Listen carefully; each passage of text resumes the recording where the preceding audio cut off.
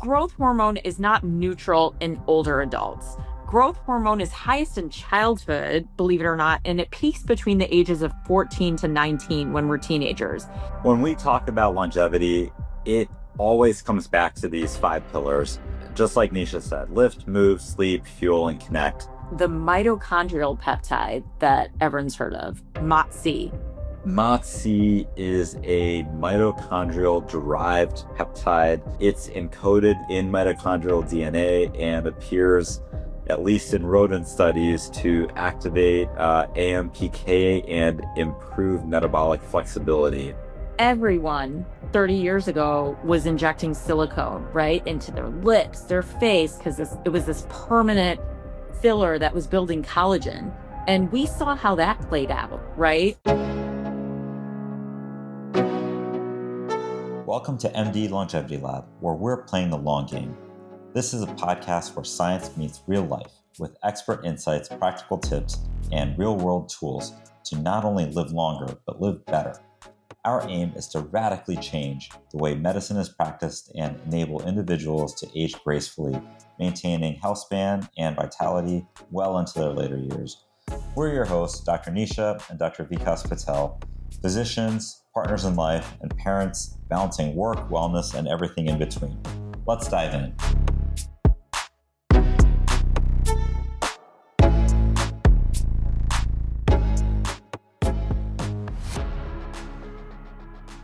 Welcome back to the MD Longevity Lab podcast, where we are playing the long game. I'm Dr. Nisha. And I'm Dr. Vikas. Today, we are going to get into a topic that we've been asked quite a bit about lately, and that is peptides, the miracle injections, the shortcuts, the biohacks, the stuff that is on TikTok all the time, the stuff that you can inject straight into your ass, right? Hopefully we can kind of dispel some myths and get you some accurate information about what these things are and what their use cases are, and a little bit about what they can and can't do. Yep. So before we even get into peptides, we have to ground this conversation in what actually drives health span, which is the 5 pillars of longevity, which we have coined at MD Longevity Lab. Lift, move, sleep, fuel, connect. That pretty much constitutes 98% of what makes up health span. And these are the levers that actually work. These are the levers that are going to restore metabolism, energy, cognitive function, hormones, mood, and vitality. When we talk about longevity, it always comes back to these 5 pillars. Just like Nisha said, lift, move, sleep, fuel, and connect. Lift because maintaining muscle is one of our strongest predictors of how long you'll stay independent and how long you're going to be functional. Move because your daily activity, not just your workouts, it's what keeps your metabolism, your mitochondria, and your cardiovascular system functioning well. Sleep because when your brain is resting, when we go to bed, that is when it is cleaning house. This is when our hormones rebalance. This is when our body actually takes the time to repair itself. Fuel properly because what we put on our plate directly shapes how much inflammation we have in our body, what our metabolic health is, and what our long-term disease risk is. Connect because humans are wired for connection and for relationships, right? We talked about this in our last episode, I believe. Isolation is absolutely dangerous. It's as dangerous for us as smoking a pack of cigarettes a day. These 5 pillars are not optional, and they are honestly non-negotiable when it comes to lifespan and, more importantly, health span. Everything else, including peptides, is kind of secondary. So really, this is kind of one of those places where we can say this with 100% certainty that since we've seen so many patients, we've taken care of so many patients across every age and every background, every single patient has room to improve in one of those 5 pillars. And every single patient, when they make improvements in one of those 5 pillars, notices the benefit of them. Really, it is every single patient, right? Yeah, it never fails, right? Someone gets serious about strength training, their labs are going to improve. Someone cleans up their sleep, their hunger normalizes. someone stabilizes their nutrition and actually gets their protein intake that's required, their energy is restored. And someone reconnects with the people that they love, their stress markers and inflammatory markers drop. We have our patients that they shoot for 8 to 10,000 steps. When they actually hit that goal, their glucose stabilizes. So I think kind of the moral of this is that we don't jump straight into peptides. We also don't jump straight into medications. We don't jump straight into supplements, trying to patch a hole in the sinking ship. PSA for the people in the back, there is no quick fix. Not for longevity, not for metabolism, not for aging. And anyone that's promising that is really just probably trying to sell something. Peptides are tools. They just can't be the foundation. And the foundation has to be those five pillars of lifting, sleeping, moving, fueling, and connecting. Doing the peptides without working on those pillars is kind of like installing chandeliers in the house, but there's no solid foundation. It may look fancy, but strong gust of wind is going to knock it over. Yeah, with that said, let's get into peptides. Today, we're going to talk about the science of peptides, the hype, the misinformation, the risks associated with peptides, as well as the potential benefits and the reality in real world use. I want to be honest about this. Like, to be fair, peptides are exciting. We're talking about molecules that can influence metabolism, they can enhance our repair mechanisms, improve mitochondrial function, reduce inflammation, recovery. There's even peptides that are touted for cognitive benefits. There's a reason why the scientific community is paying attention. There's a reason that athletes, clinicians, researchers, and longevity physicians are interested. The potential upside is pretty huge. Exactly. Some peptides are showing incredibly promising signals, right? Improvements with insulin sensitivity, fat loss, muscle preservation, wound healing, immune modulation. The early data is really interesting. The mechanistic rationale is strong, and we definitely want these tools in our toolbox eventually. We also want more research. We want more FDA grade options, and we want the field to mature. I'd say, the excitement doesn't erase physiology. Some peptides work on growth, repair, and angiogenesis pathways. And that's a part of what makes them potentially really powerful. Those same pathways are also involved in the growth of things like existing cancers or microscopic lesions. We're not talking about causing cancer. There's no specific evidence for that, but we are talking about the possibility of accelerating something that's already there. Right. It's that double edged sword of regenerative medicine, right? Anything that can help tissue grow, repair, or regenerate could theoretically help the wrong tissue grow too. And so it's not about fear, it's about respect for the biology. And that's why screening matters, our family history matters, hormonal history, imaging, your labs, biomarkers, personal risk factors, all of this should go into decision making when it comes to peptides because peptides aren't dangerous by definition. They're dangerous when it's used in the wrong patient with no legwork, without context, or without supervision. Here's part of the positive. When they're used responsibly with proper screening, pharmaceutical grade sourcing, and in the right clinical setting, peptides can probably be incredible tools. They can definitely accelerate progress, enhance your baseline, complement your current regimen, and they can help patients break through stuck points. We've seen real benefits in our own patients, improvement in energy levels, recovery, strength, metabolic health. It's just, we got to pay close attention to who's a good candidate. Yep. And those peptides only work well when that foundation is strong, right? Lift, move, sleep, fuel, connect. We want you guys to remember that. Those are the biological systems that peptides are going to enhance. Without those five pillars, you're taking a risk for minimal return. So, yes, be excited. We are. Peptides are one of the most promising emerging tools in neuroscience.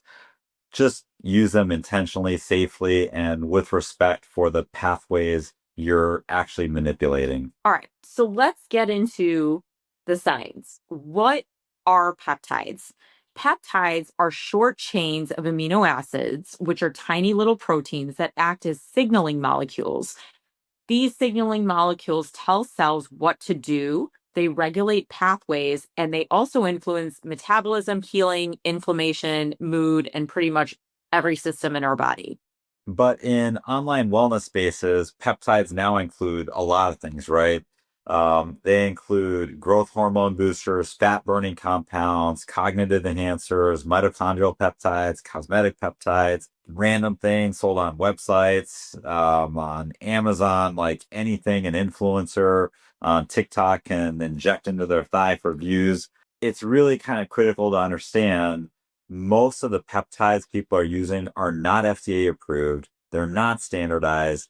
There's no long term testing involved, and there's no regulation of purity of these things either. If you're buying an injectable compound from a website with no storefront address, no phone number, buy two, get one free on Black Friday, like you're not really practicing longevity. You're basically just gambling. So let's talk about the one peptide that we have robust human data for. And this peptide, pretty much all of you, I'm sure, have heard of them. These are the GLP-1 agonists.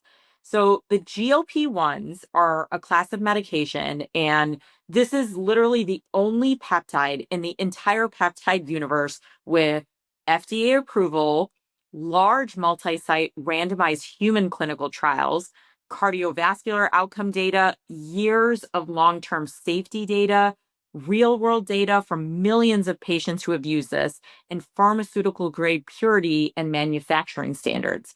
And there's actual oversight from regulators, pharmacists, and physicians with the GLP-1. Everything else we're going to talk about today, great mechanisms, interesting physiology, promising signals, but nothing comes close to the data we have on GLP-1 peptides. Okay, so what is a GLP-1? It is a hormone that our body already makes in our gut. Its GLP is short for glucagon like peptide 1. You've heard of some of the names of these drugs. Probably the most popular ones are semaglutide and tirzepatide. These are drugs that are available at this time. Semaglutide is a GLP-1 agonist, meaning basically is just like glucagon, like peptide. Tirzepatide is a GLP-1 agonist, but it's also a GIP agonist, and that is a little bit different. It has a second target, which is glucose-dependent insulinotropic polypeptide.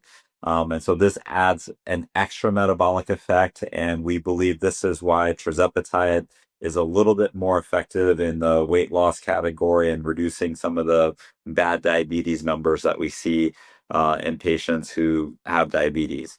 So these medications work by in the body the same way that those peptides that our body naturally produces, and they do a few different functions. They slow down gastric emptying, which keeps us fuller longer. They reduce cravings and compulsive eating. That is a an effect that occurs in the central nervous system in the brain. It helps them modulate our hunger. They improve insulin sensitivity. This is partially how they're actually lowering patients' blood glucose and hemoglobin A1C. They suppress glucagon, which helps to increase our blood sugar. They calm down inflammatory markers. They lower post meal glucose spikes. And ultimately, they help to reduce our visceral fat. And really, that is that toxic fat that lives surrounding all of our organs in our gut. So, mechanistically, these medications or these peptides are very elegant.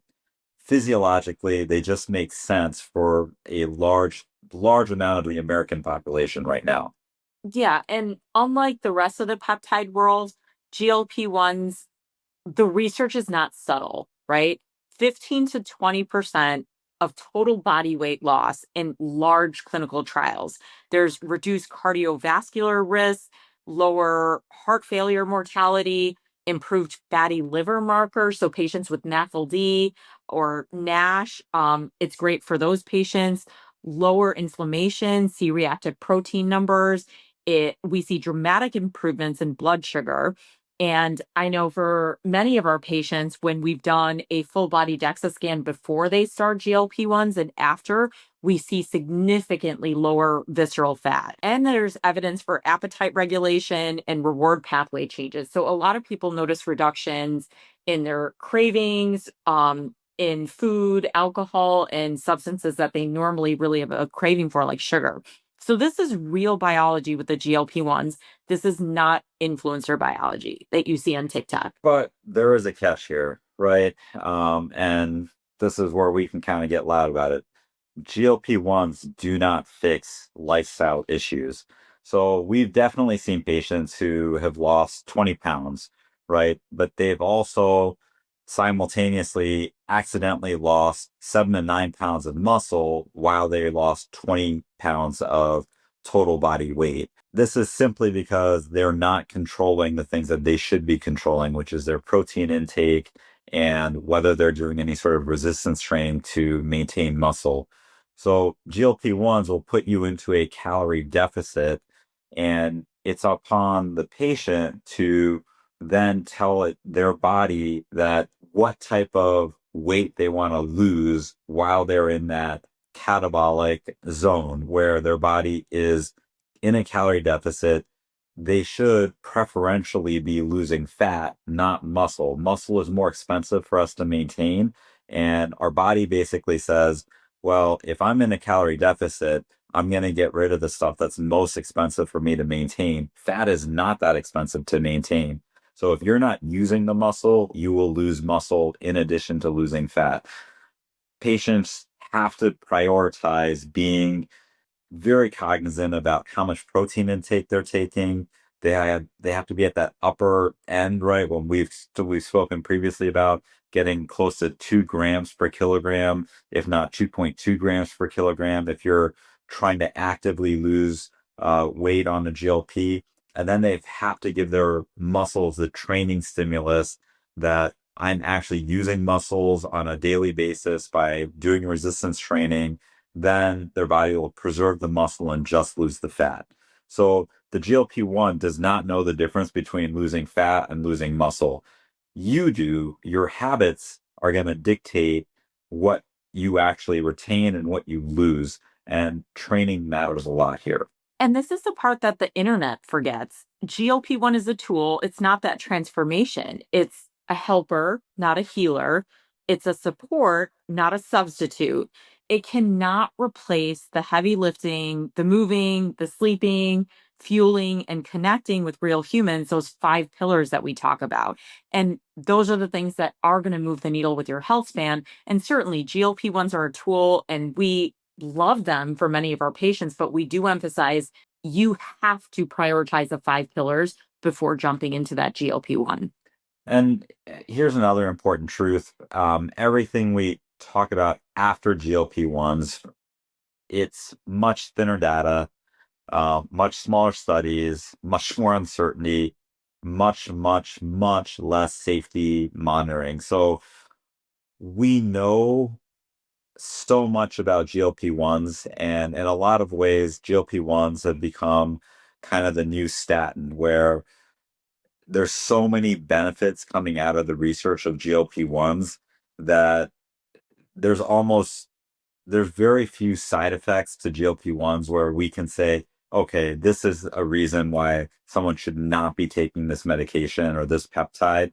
All the rest of the things that we're even talking about today just don't fall into that category. Like, there is very little data to support. Most of the stuff that we'll talk about has anecdotal evidence, which is basically the complete opposite of randomized controlled trial data, where we know without a doubt that this thing does this, and we can repeat it over and over again and get the same exact results. Yeah, GLP-1 is the only peptide where we get to actually speak confidently because we're standing on decades of biology, data, huge trials, and real world outcomes. Every single peptide that we're going to talk about Now, right, we're back into potential mechanism and interesting but early scientific data, which is why those five pillars matter. Whether it's with GLP-1s or other peptides, you really have to prioritize that five pillars. So let's get into kind of this gray area of peptides, and let's start with the growth hormone secretagogues. Secretagogues. That sounds like a demigod. It's like Greek. It is. Yeah. So we're going to talk about, I guess, arguably some of the most popular ones first. So CJC 1295, Ipamorelin, Tesamorelin, Tesamorelin. Semaglutide. These are growth hormone analogs, and there's a lot to like here, but there's also some points of caution. Yeah, growth hormone secretagogues are one of the most misunderstood and overhyped categories of peptides online.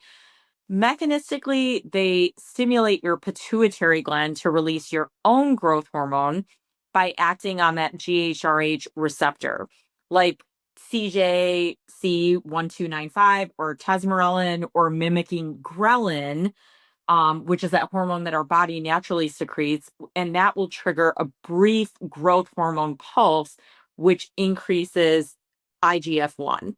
Exactly. So some of these, like CJC, are directly impacting the growth hormone secretion, and then the others, like Ipamorelin, are mimicking that ghrelin, which is something our body makes naturally, and it will end up triggering a pulse of growth hormone, but it's also increasing insulin like growth factor 1, IGF-1.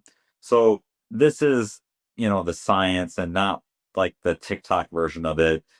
Tesamorelin is the only growth hormone secretagogue that's FDA approved, and that's only for HIV associated lipodystrophy. And most of us don't know what that is. Like the physicians probably do, and anybody who has HIV who's been on some of the older generation HIV meds might know. But literally, what this lipodystrophy does is it'll cause that gaunt phase. You'll lose the muscle tissue in your face, or sorry, the fat tissue in your face and your arms and legs, but you add it in the not very safe places. So you'll add it in your trunk, breast tissue enlargement, back fat tissue enlargement, and then the not good inside of our intra-abdominal space where that visceral adipose tissue is. It'll increase that. So basically, Tesamorelin can help to reduce some of that visceral fat, but the effect is temporary. When you stop it, the visceral fat does return. CJC plus Ipamorelin reliably increases growth hormone and IGF transiently, but we don't have any long-term studies in healthy adults. We don't have any 10-year outcomes. We don't have any cancer data. We don't have any anti-aging data.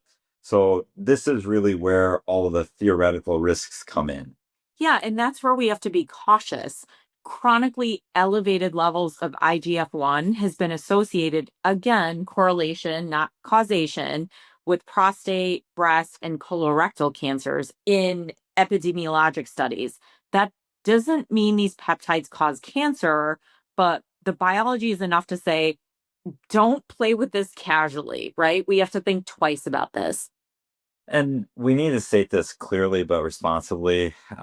There have been reports of some serious adverse events, including at least one death temporarily associated with growth hormone related peptides used outside of medical supervision. We cannot say that the peptide caused it. There were some confounders, but the point is these compounds modify existing hormonal pathways, and we 100% lack any sort of long-term safety data. So let's talk about why aging matters. So, growth hormone is not neutral in older adults. Growth hormone is highest in childhood, believe it or not, and it peaks between the ages of 14 to 19 when we're teenagers. And This is when we're growing at the fastest rate in our lives, right? We see that in our kids. After that, growth hormone levels naturally drop about 10 to 15% per decade. And this decline is protective. When we're young, our immune system is excellent at catching abnormal cells early and destroying them. As we age, that surveillance weakens, which is why cancer incidence rises with age. So, raising growth hormone at age 45 or 55 carries different implications than raising growth hormone at age 15. That's an excellent point. On top of that, for people who already have some evidence of impaired glucose tolerance or diabetes, growth hormone can raise our blood sugar and worsen insulin resistance. You must be metabolically stable before even considering these peptides. And remember, in our previous episode, we talked about over 90% of our US population is metabolically unhealthy, right? So there's very few people that would be a good candidate for this without proper supervision. Absolutely agree. So let's take a little bit of a deeper dive into CJC 1295 because I think it is kind of a misunderstood peptide. Mechanistically, CJC 1295 is fascinating. It's engineered to have a longer half life. And instead of overwhelming your system like synthetic growth hormone, it kind of nudges your pituitary to release growth hormone in a more physiologic, pulsatile pattern. And that's the way your body is designed to release it. And this is why people get excited about CJC because when it's used appropriately in the right patient and with pharmaceutical grade sourcing, it can support a bunch of things, right? So it can help improve our deep, slow wave sleep, improved exercise recovery, better muscular repair, collagen production, and skin quality, mild improvements in body composition, and increased vitality and energy. These aren't magic effects, but they are real physiologic changes, and patients often really do feel better on it. But the excitement doesn't erase the biology. CJC still works on that growth, repair, and angiogenesis pathways, which is that development of new blood vessels. And those are the same pathways that help tissues heal and the same pathways that could theoretically accelerate the growth of an existing cancer or a microscopic lesion. And again, there's not a causal relationship with cancer that we know of, but it potentially could speed up something that's already there. And the metabolic effects matter too, right? So, growth hormone opposes insulin, it can raise blood sugar. So, if a patient has insulin resistance, metabolic syndrome, diabetes, CJC can worsen all of that. This is why screening is not optional. This is why you can't just decide on your own that I'm going to go online to some sketchy online pharmacy. Or order CJC from some gym bro.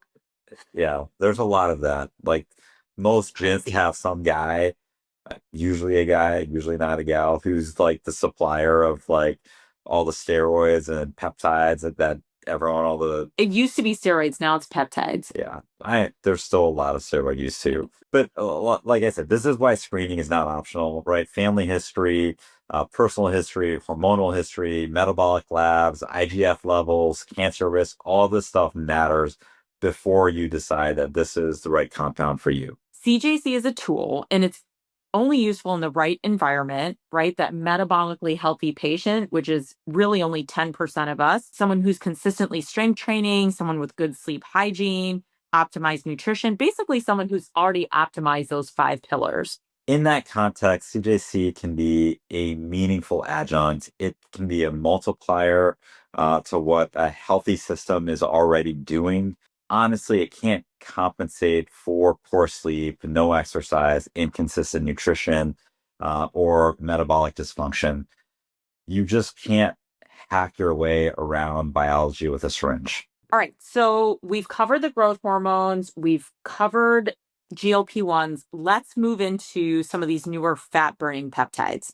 Yeah, this section is going to be really short because honestly, we've got better stuff with more data. So the ones that we hear about frequently are AOD, 9604 and 5-amino 1-MQ.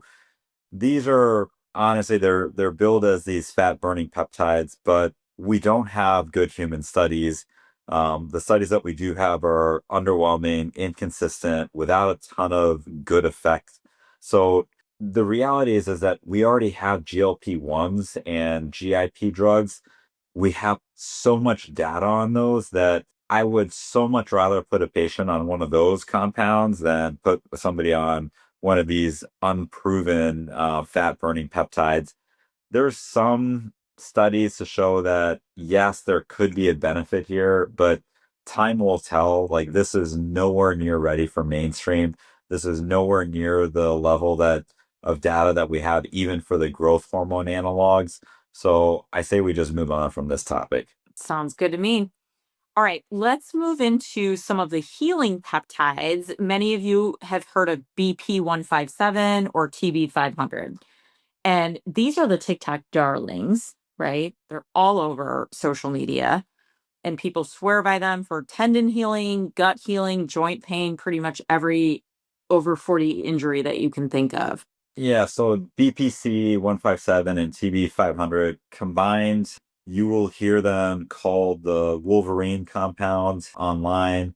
Uh, you know, if you're a fan of Marvel Comics, right, Wolverine can like infinitely heal himself, and that's why this is called the Wolverine combo. You were Wolverine for Halloween one year before we had kids. I was. Yeah. And You know, Wolverine doesn't age, just like me. yeah, you look the exact same. I do. I was Storm. Yes, you were Storm in the bodysuit. Yeah, Good too. I loved Halloween. That's when you can wear stuff that you couldn't earn It's not socially acceptable. scantily clad, for sure. This peptide is a synthetic version of a naturally occurring compound that is made in our gastric juices inside of our gut. So, our stomach lining regenerates itself like every 3 days. And it has to because it's constantly being attacked by our stomach acids and all the foods and everything unhealthy that we put into our GI tract. And so these compounds are derived from those same peptides that essentially we make in our body. Unfortunately, most of the data is really based on rodent models. There are no real high quality human trials here. You want to talk about the mechanisms a little bit? Yeah, so mechanism of action, it comes from in vitro mouse or mice models, basically, no human studies. And it's one of the reasons why our ligaments and tendons take a long time to heal, is that they don't really have vasculature, which is a blood supply to support them. They rely on nutrients, inflammatory and immune cells migrating to these from areas of richer blood supply to make their way over to these injured sites.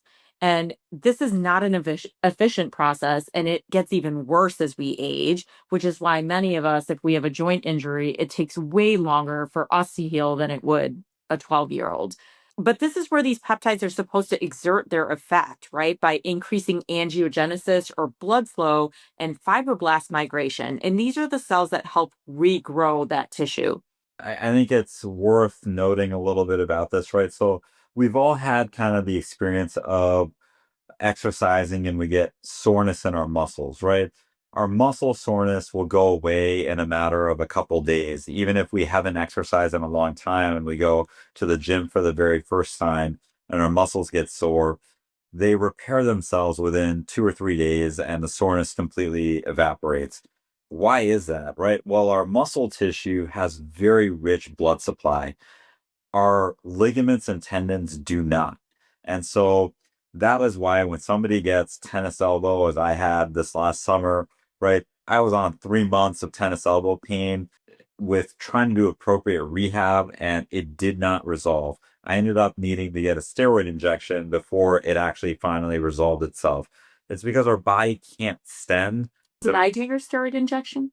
I actually did it myself in the mirror. I numbed you?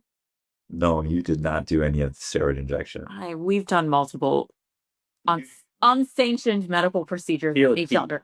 You did PRP. PRP. I did. Yeah. I Okay. tried PRP first, and that did not work very well. Yeah. Yeah, platelet-rich plasma, but I didn't do it properly because you're supposed to do multiple rounds of it, Yeah.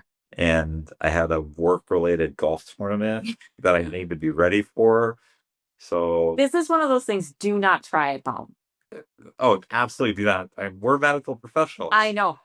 So when I think we were engaged. So this must have been 17 years ago. I had to drain a chalazion, which is an eye cyst, like one of those little bumps on your eyelid. A sty in the eye, and you refuse to go to the doctor, to the ophthalmologist. I did go to the doctor. I went to you.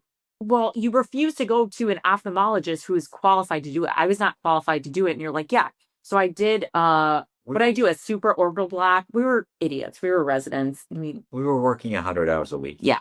So I know my sister's an ophthalmologist, and she was like, you did what?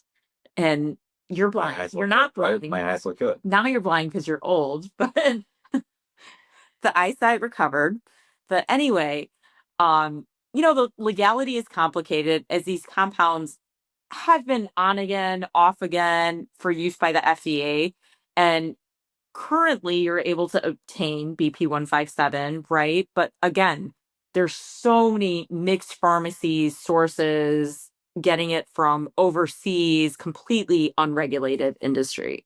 Yeah, I think it's worth noting. So, one of the other things that I think we did not talk about earlier was, the growth hormone analogs, this Wolverine blend.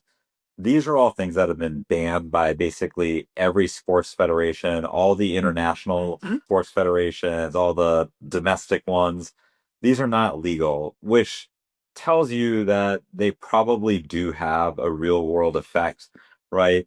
Part of the reason that they're not legal is that we don't have good data, but part of the reason that they're not legal is because people keep reporting that they work. And so people don't want athletes to have this unfair advantage, right? They don't want an unfair advantage, correct. So I have never taken any of this stuff. I know people who have, and I would say by and large, most people that take them are like, I suffered from this tendonitis or this ligament injury, and I suffered for 4 months with no improvement.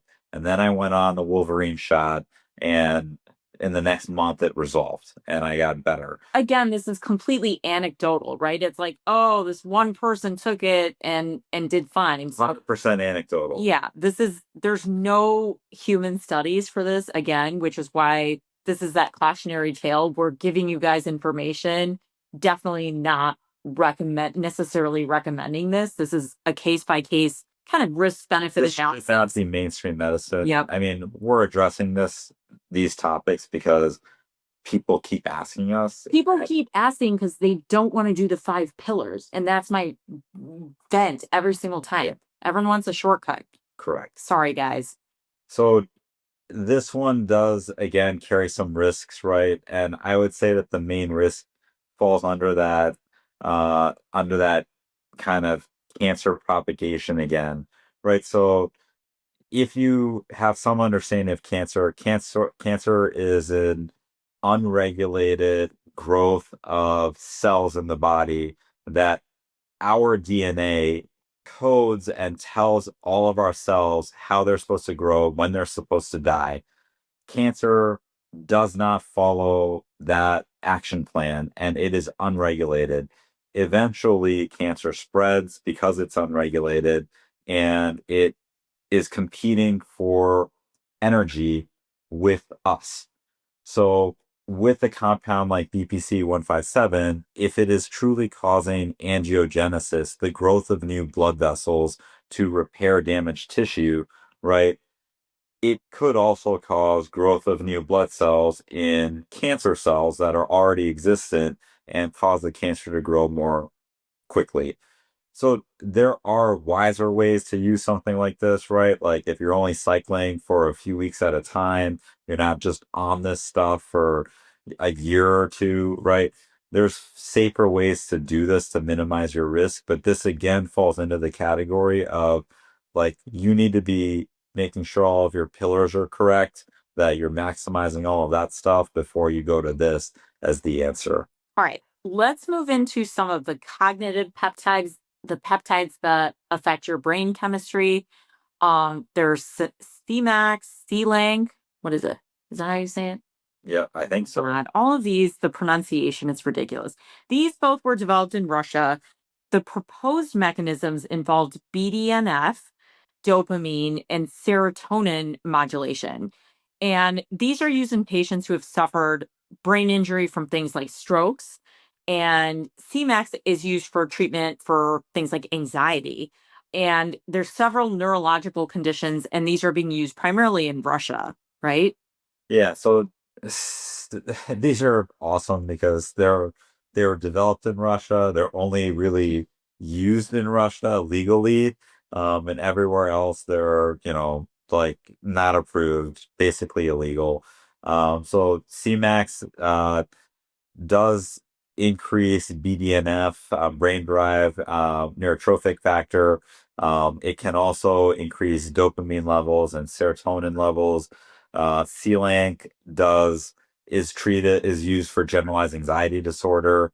There's a third one called cerebrolysin, which is kind of like this catch-all for all types of neurologic conditions, but that one probably has the weakest evidence out of all three of them. It's hard to know anything about these because all the data comes out of Russia and yeah. Our kids aren't the biggest fan because we have put them in something called the Russian School of Math for years and years. All those teachers, I bet, were on this. Yeah, They were that's why so smart. that's why there's that's right. The European Union and the FDA in the US has not approved CMAX or C-Lang. So I, I don't really know what to make of these. I would never suggest anybody take these because there's not any real good evidence. Like I'd say we have gotten better anecdotal evidence for some of the other things that we've talked about than we do for any of these things. Yep. All right. So let's move on to some of the cosmetic peptides, GHK-Cu. So this has some cosmetic human data. Topical forms might support collagen and wound healing, but sunscreen still outperforms everything, right? Any of these beauty peptides. You're a little bit more in the cosmetic space than I am. I think there's better data and evidence for a lot of the treatments that you guys do. Everything from laser resurfacing to the injections in the face that are actually beneficial for helping collagen And FDA approved. and I know. FDA approved. Well, and it starts like I love the cosmetic stuff, right? I love sunscreen, tretinoin, some of the skincare treatments that are actually proven. But I also tell patients back to the five pillars, you can spend all the money on those treatments, but if your five pillars aren't in place, that's actually worse for your outside look too. So And I think we'll do an episode also about all the kind of available FDA approved procedures that we do know that are helpful for from the yep. standpoint of cosmetics and skin aging. But for now, stay away from the cosmetic peptides, stick to sunscreen, tretinoins, and you'll be good. All right, let's move on to the mitochondrial peptide that everyone's heard of, MOTS-c. MOTS-c is a mitochondrial derived peptide, which already makes it unique compared to everything else that we've discussed. It's encoded in mitochondrial DNA and appears, at least in rodent studies, to activate AMPK and improve metabolic flexibility. Mice, MOTS-c improves insulin sensitivity, it enhances exercise tolerance, and it helps counteract high fat diet effects. But here's the key point: in humans, again, the data is extremely limited. We do not have large trials, we do not have safety data, we do not have long term outcomes, right? So MOTS-c is honestly, it's scientifically interesting. It might one day play a pretty big role in metabolic health, but right now it belongs in the early research category. Not something that we, would ever wholeheartedly recommend. Not something that we use routinely, and definitely not something to self-inject because a YouTuber told you that this is the new or next GLP-1. Right? Since when were we taking advice from these influencers and TikTokers? It's insane. We're influencers now. No, I didn't be an influencer. Yeah, I don't know. I literally have patients that come to me. I'm like, "What's your profession?" I'm what do they call it? A lifestyle blogger. I'm like, what does that mean? I want to be a lifestyle blogger when I grow up. It's like our kids say, I want to be a YouTuber when I grow up. But I mean, there are kids that have substantial careers. Like we went into the wrong field with our tuition, our debt. We had so much debt coming into marriage. Anyway, until we understand long-term safety, dosing, target populations, and the downstream effects, this stays firmly in the not quite ready for prime time, like the GLP-1s category. I think most people who take Matsi, like the reported effects are that they feel like they've got more energy, right? That their exercise tolerance is better. So there are some interesting there is interesting anecdotal evidence about what it can do for someone. But again, I feel like this is one of those things where we don't have a lot of data, right? So if you're going to take it, like the idea is, let me take this to get the ball rolling so that I can get back into a healthier lifestyle and then cycle off of it, because who the heck knows what happens if you take this for 6 years. Right. And I don't want to be the guinea pig to find out. Exactly. All right. So we are going to cover NAD, but NAD is not a peptide. It often gets thrown into this category of peptides because it's kind of in the same stratosphere as everything that we're talking about. It's important for people to understand NAD is something that our body makes naturally. Essentially it's a coenzyme that's involved, without getting into the Krebs cycle. Like there's a lot of intense biochemistry that we have to learn when we were in med school. And without getting into all of that, it's essentially a coenzyme factor that is used in mitochondrial energy production, in DNA repair, in metabolic regulation. It helps us deal with oxidative stress. So the byproduct of a lot of the processes in our body ends up causing oxidative stress, which is damaging free radicals, free radical oxygen species. NAD is one of these compounds that helps to neutralize that damage. And so the theory is that as we age, our ability to deal with oxidative stress decreases. And if we load ourselves with more NAD, because we can't produce it as efficiently, we know that people as they age have lower levels of NAD than kids do. And so if we give more through an IV or through an IM injection, that we're going to improve people's health. Do the oral NAD precursors work? Okay, so uniformly, the data on that is basically they don't do anything. It So was just an expensive, like, sugar. yeah, so NMN is another NAD precursor that got very popularized. And you take it orally, they can try to absorb it orally. Basically, the data on all of that has so far been this doesn't do anything. If you're going to take NAD, you have to take it either intravenously or as an injection. That's the only way that it is bioavailable to your body. Then the question becomes, can you get enough of it to make a difference in some of these processes? And then the next question is, how do you measure an effect? Right. So this is where we've completely failed in being able to ascertain, does NAD actually do something?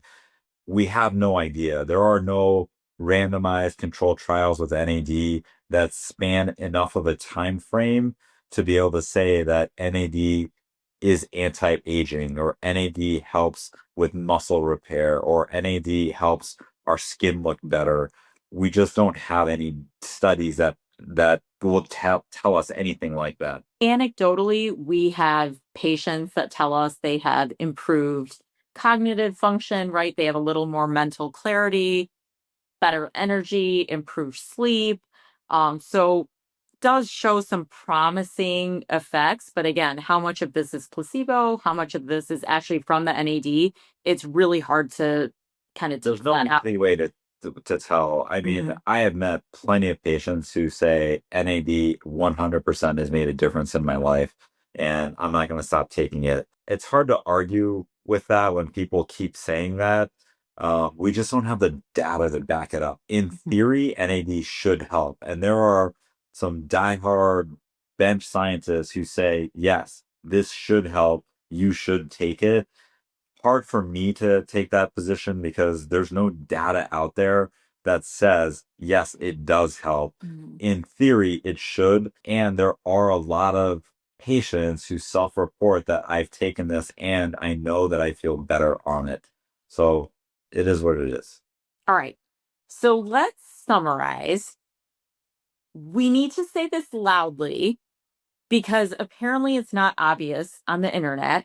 The peptide world is a disaster zone right now. I think that's safe to say.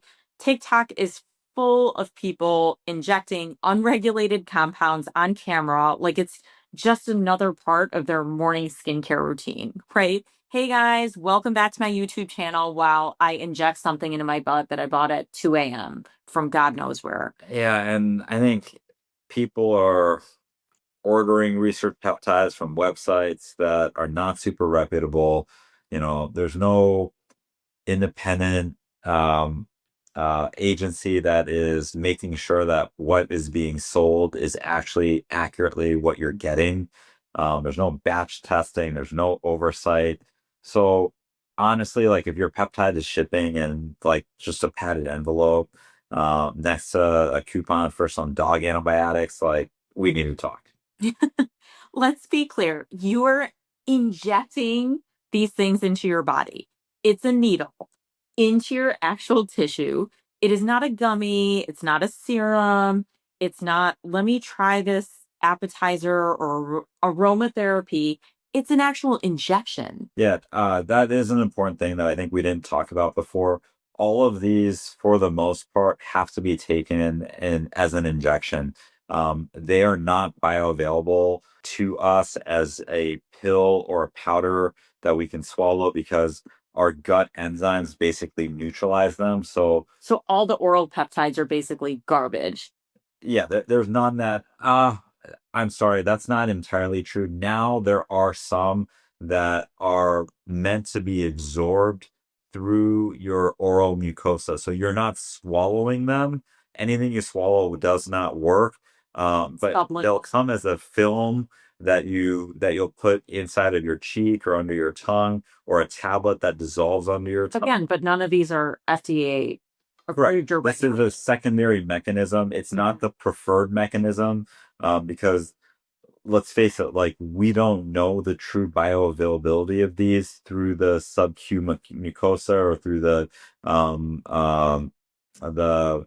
cheap mucosa. We don't know that. What we know is, I should say, what we anecdotally know is that there is a pretty consistent effect when they're injected. But we don't know because it's so new now. Like these are the latest in the last couple of years. We're just starting to see these oral formulations that are not meant to be swallowed but absorbed through the oral mucosa. And that is a different dosing. For sure, patients are going to get some sort of effect from it, but is it as reliable as what they were getting through shooting yourself in subcutaneous tissue? Definitely not. And again, no human trials, No. no studies. So just be wary, I would say. Be cautious. I hate that do your own research thing because it's that Dunning Kruger effect. You don't know what you don't know. Everyone thinks they're an expert in You everything. you have to, like, if you're gonna go do one of these things, you have to go to somebody who actually has some experience prescribing it. They know what the common things are that people complain of, what the side effect profiles are.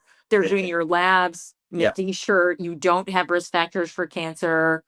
all, Yeah. all patients need to be appropriately screened before they go on this. And any doctor, physician, PA, nurse practitioner, anybody who's doing this needs to have done some baseline medical evaluation before they agree to give you this stuff. I think a great example of that was the silicone boom, right? Everyone 30 years ago was injecting silicone, right, into their lips, their face, because it was this permanent filler that was building collagen.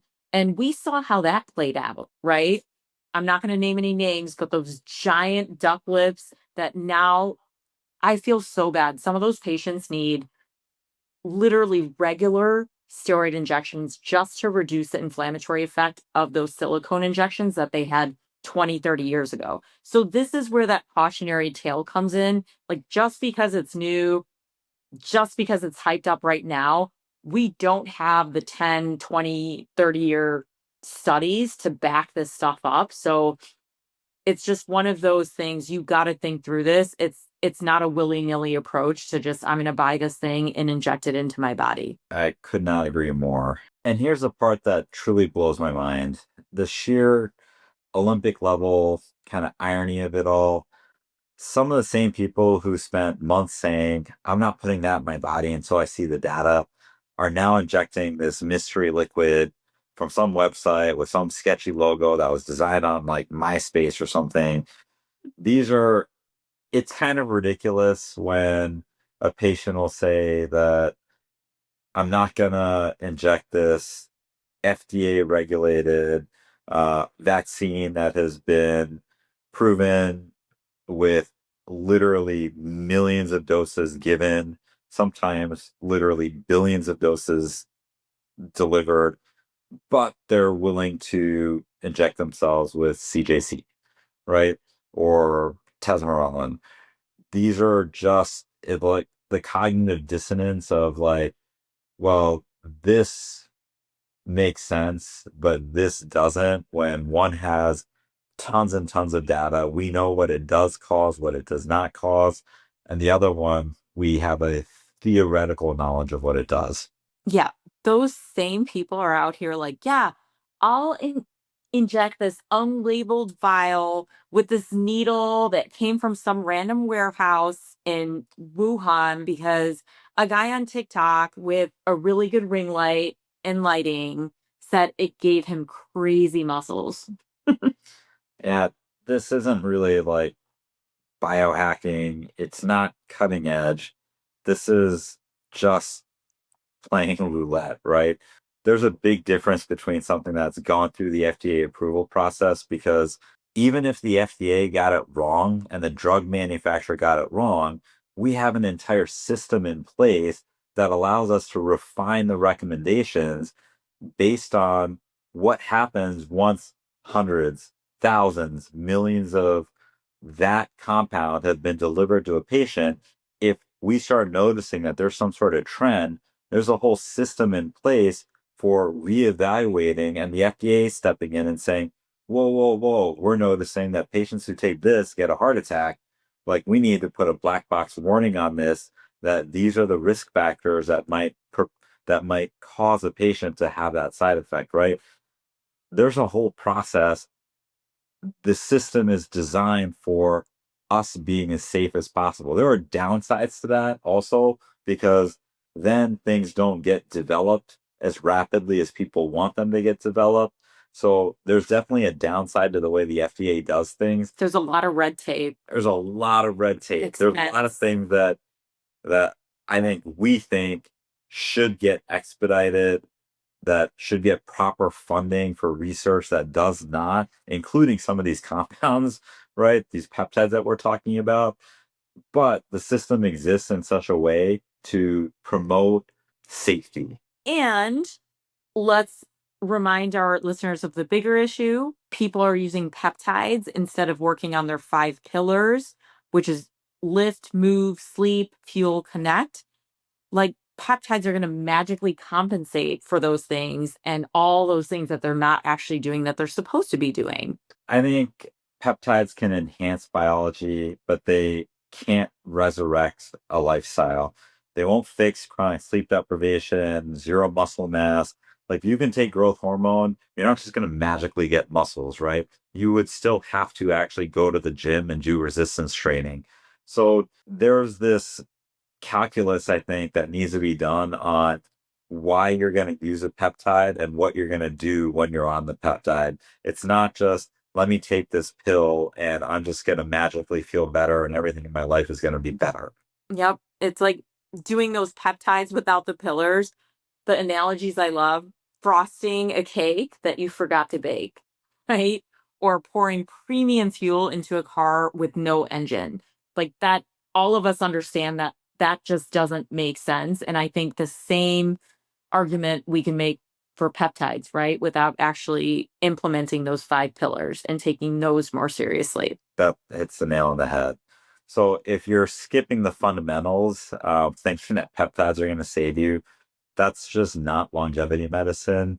It's really just wishful thinking with needles. So while the peptide world is exploding in popularity, we need to separate the hype from reality, right? Peptides do have some solid evidence. The GLP ones that we talked about, for example, have years of safety data, large randomized clinical trials, cardiometabolic outcomes, real world evidence of millions of patients having tried them.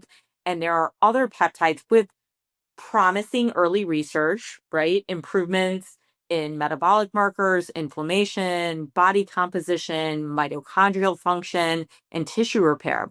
It's a exciting space.